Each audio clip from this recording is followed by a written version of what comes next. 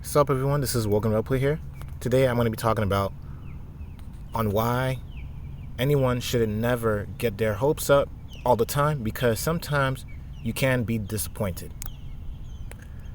In any given situation, when it comes down to a job, finances, that career that you want, the girl that you want to get back to you. Oh, I can't wait for her to call me. You're expecting a call, a text, everything is going good. You're smelling nice. You got everything together. Or you think you are about to get everything together. Then the next day you get the news.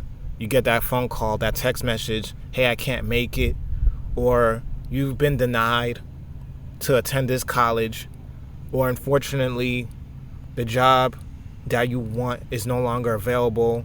They're going to move forward, meaning that they already found somebody that may be a better suit for the position that you truly want, especially that career. Any given situation, it could be anything. Any little thing that you want to get by to, right? It could change your life. It could change your finances. It could change your marital status. It could change where you live, that home, your income, right? And I understand all of you been there. The only reason why I'm making this video is because this is related to the things that I'm going through. The older you get, the more you can't afford to always get your hopes up. You could pray to God. For those of you who chooses to carry their faith in God, right? Especially what Jesus has done. We already know all that good stuff.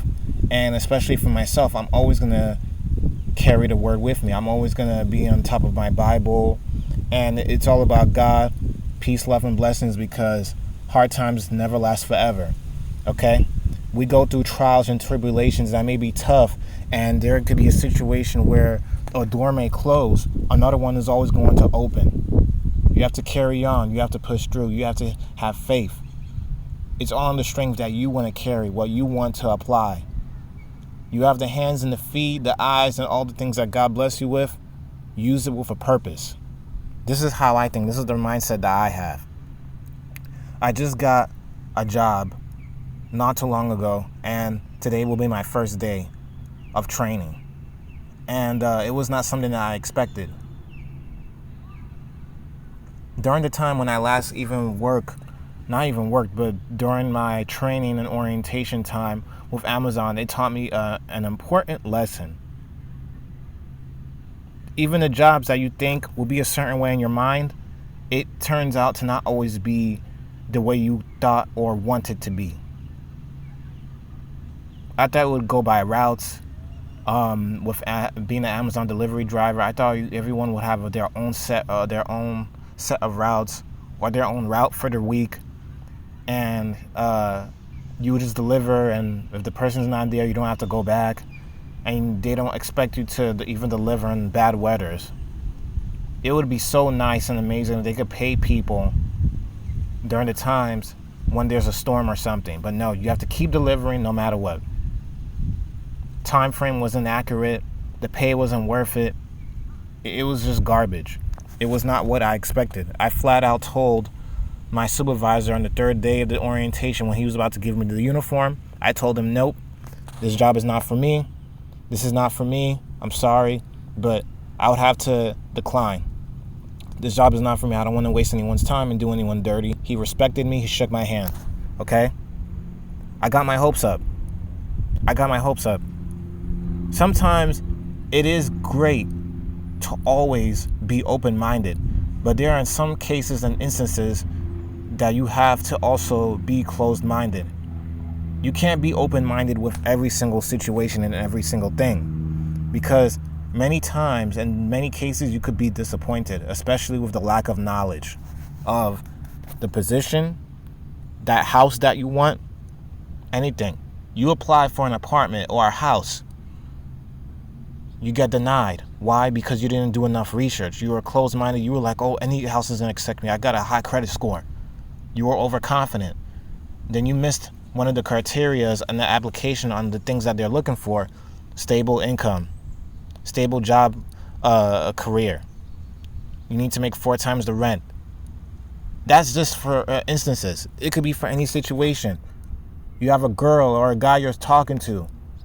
Even men could flake on you too. It's not just women. It's not a woman thing. It's a worldly thing.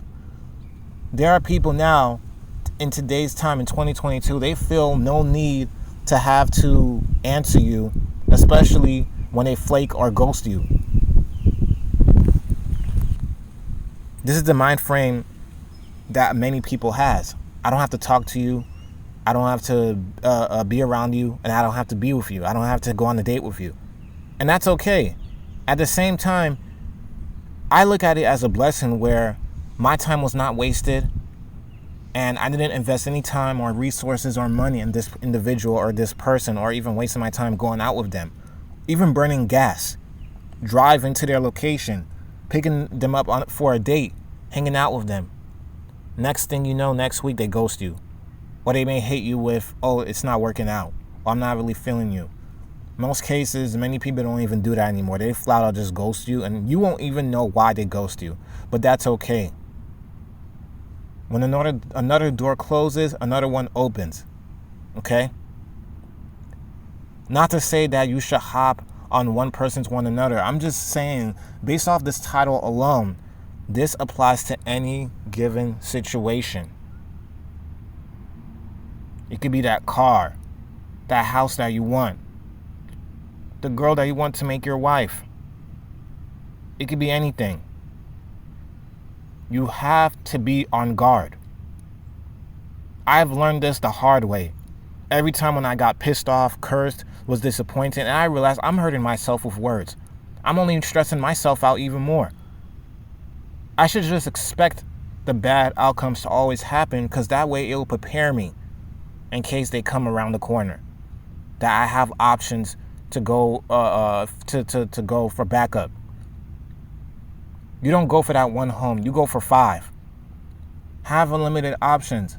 Have those options open for a car. Plan ahead.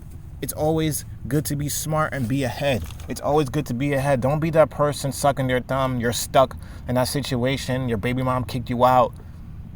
You have no car. You're kicked out. You're living paycheck to paycheck because you didn't take the time to find a better paying job when you had the appropriate time to. There's so many scenarios. It's endless. And God could give us many chances, and He's a loving God, but at the same time, we can't blame God for the choices that we make, especially if we're already blessed with the tools and resources that we have in order to get that job that He is already saving for us, that job He's saving for us, that home, that car, that career, the wife, the husband.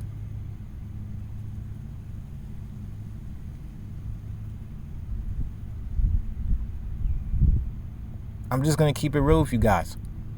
The older you get, the more time the more time you can't waste. The older you get, the more time you can't waste. You can't waste a lot of time.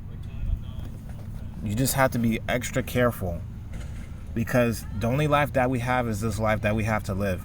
This is Welcome Up here. Peace out. Let me know what you think.